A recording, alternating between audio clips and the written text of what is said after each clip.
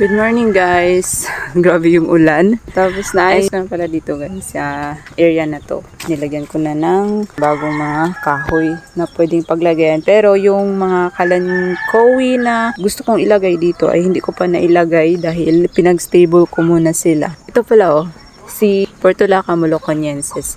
Ayan, nilagay ko sa ROS guys at lumago siya at lumaki yung dahon niya guys. At nagbigay siya ng full bar. Ayan, ang ganda. Ay, medyo hindi pa naka-ano yung roots nito. Mabababaw lang. Kaya ingat-ingat sa paggalaw. Punong-puno ng tubig yung kanyang dahon. Ang ganda nito guys. Ayan Ang ganda diba? Nilagay ko rin sa ROS itong si Victor Kane. Ayan, tumaba na siya. Hindi niya kaya yung head niya. Siguro ibehead ko to kapag umaraw na guys. Ngayon, hindi ko pa siya pwedeng i-behead dahil basang-basa. Tapos, pinasok ko sa loob si Dugong dahil pumangit siya. Dito yung nakalagay dati. Yan, bakante. Kailangan ko na yung i-behead dahil pumangit yung rosette niya, lumiit. So, i-behead ko yun para magkaroon na lang ng babies. Bumuhos bigla yung ulan, guys. Kaya nagpayong na lang ako. Ayan. Ayan, naulan na yung ito siya, Wait lang, hirapan. Yan, naulan na siya. Kasi nag-move forward. Nag-move dito yung mga pots ko. Kaya nalabas siya. Naalis siya doon sa hindi naulanan. Kailangan ko nang i-behead si Bill Baker na to guys. Tapos medyo lumago na yung nasa taas. Ayan, yung mga pinagpupugot ko nung nakaraan. Lalo na yung si Firestorm. Nawala nga lang yung kulay. Tapos yung mga Luella yun nandun lumago na rin sila. Tapos nag-twin head. Ito namang table na to, bakante na siya guys.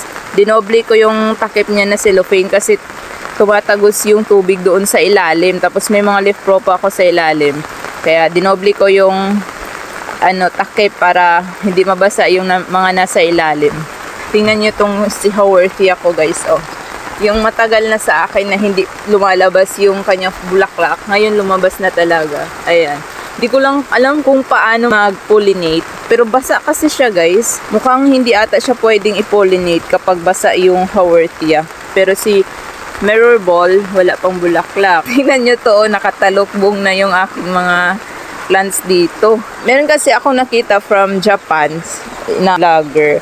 Yung mga succulents niya, kapag frost, tinatakpan niya ng frost cloth para hindi ma-frostbite. Pag summer din, tinatakpan din niya. Ganon din ang ginawa ko dito kasi yung mga, tingnan niyo yung babies ko ng leaf propa ko guys. Sayang Yan, ganyan lang nangyari sa mga leaf propa ko na Purple Delight.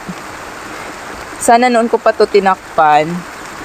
Naubos tuloy sila. Kailangan ko na naman magdagdag ulit ng mga dahon para tumubo ulit. Sayang yung mga leaf propa. Hindi talaga kaya ng leaf propa yung masyadong matindi na yung tubig. Maliban na lang doon sa malalaki na. Ayan. Kaya naman nila kasi malaki na sila. Pero yung isa doon sa likod ayan. Medyo maliit pa kasi siya. Hindi niya kinaya yung tubig. So okay naman, natakpan ko lang. Pero kapag hindi naman ganoon katindi talaga ang ulan, hindi ko naman sila tinatakpan. Ngayon lang talaga kasi ilang araw na hindi na natutuyo ang kanilang soil. Ganito na lang muna kasi. Ewan ko kung magbibili ba ako ng UV plastic.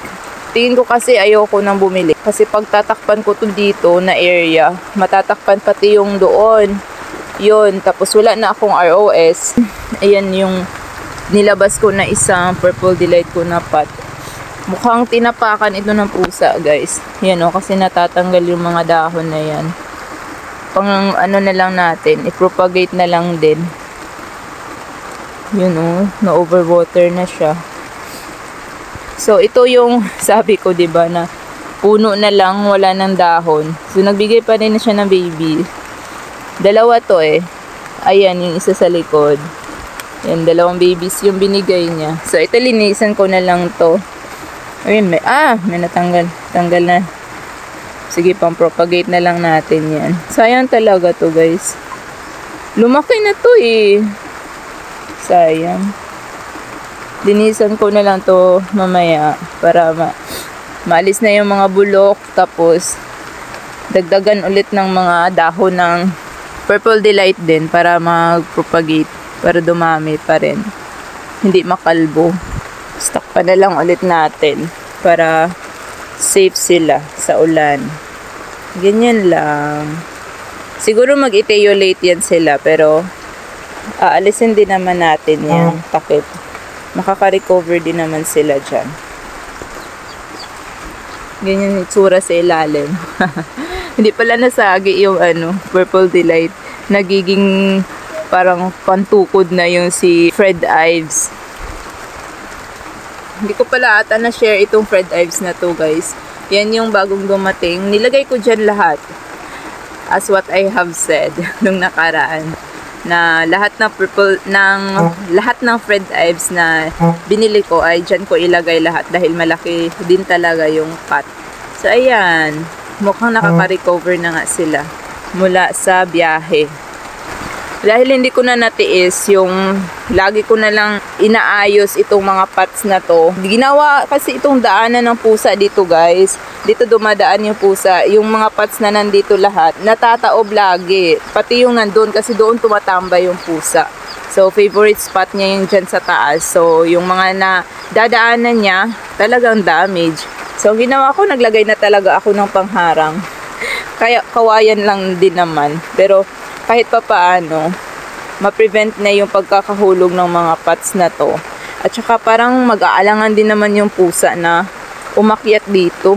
Kahit paano, hindi na ako ma-stress. Dahil napuno na yung pasensya. Naubos na yung pasensya ko sa mga pusa. Pinagtabi ko na lang yung mga magkakaparehong pots. Ilan ba sila? 1, 2, 3, 4, 5, 6, 7, 8, 10. 12 pala lahat ng pots na to. So, yung isa wala pang laman. Ayan. Meron pa rin naman ako parating na mga plants. So, titingnan ko pa kung alin yung lash. At kung ano yung lash, yan yung ilagay ko dyan sa bakante na yan. Yung sa taas, pinag-isipan ko pa kung maglalagay ba ako ng harang. Titingnan ko pa kung meron pang maligaw na pusa dyan. Siguro lalagyan ko na naman para safe yung mga pots ko. Hindi lagi natataob. Kasi nasisira na sila, guys. 'Di ba yung orange Monroe ko? Orange Monroe. Nasira na 'yun. Tapos ito din ayan, Silenciana. Nasira rin siya. Tingnan niyo yung soil niya, kulang na. Bawas na yung soil na 'yan. Kailangan ko pa siyang dagdagan ng soil. Siguro mamaya. Tingnan niyo yung rosette ni ko, guys, Bianca.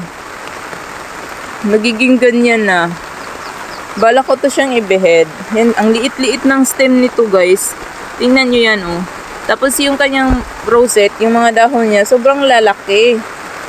Ayan. Sobrang taba niya. Ito, bala ko itong paghiwalayin ng lagay na sa separate pots. Medyo nakaka-recover na sila sa millibugs. Ito naman, dilig lang ang kulang nito, guys. Kaya hindi siya gumaganda. Hindi ko kasi ito nadidiligan masyado. Pero ngayon nag-set na talaga ako ng schedule ng dilig ko para hindi ko sila makakalimutan. Kasi minsan inaabot ng 1 buwan bago ako makapagdilig. Ganon katagal akong magdilig sa kanila minsan. Ito pala na stem rat. Hindi ko alam kung bakit. So nagbigay na ulit siya ng baby dyan. Ayan Yung head nito maliit na, guys. Ito na lang yung head niya. Yan na lang yung natira. Diba? Oo. Ang laki niyan Kaya pala napansin ko, medyo bumagal yung kanyang growth. Yun pala nagkakaroon na siya ng stem rot. Kaya pinugot ko na lang at nasave ko pa naman yung head. Ayan. At saka wala naman. Okay naman yung mga babies niya din.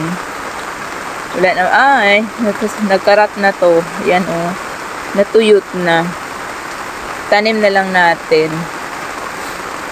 Ito, nakakapit pa naman.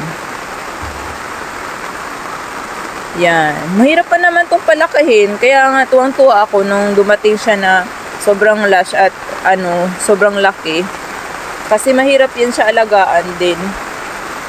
Yan si Pink Lotus ko. Mukhang paliit na rin siya, guys. Pero buhay pa naman. Pinalitan kapalit ko lang ng soil mix nito Baka sa soil mix. Kaya hindi siya masyadong gumanda. Pero pinalitan ko na. Baka lang gaganda na siya ulit. O, ayan, oh, magulo pa. Tignan nyo yung mga, oh, meron pang hindi ko na itanim, oh. Ito yung naitanim ko nung nakaraan, tapos tinaob na pusa yung pot. Yan, ganyan na. Ang dami pang mga soil dito na natatapon. Kailangan ko pa yan siyang linisan. That was it for today's video, guys. Sana nag-enjoy kayo at meron kayong natutunan. So, dyan pala na area, bala ko din natakpan din sila dyan sa pinakataas. Para naman matuyuan yung kanilang soil kasi ilang months na yan na babad sa tubig. Thank you all for watching.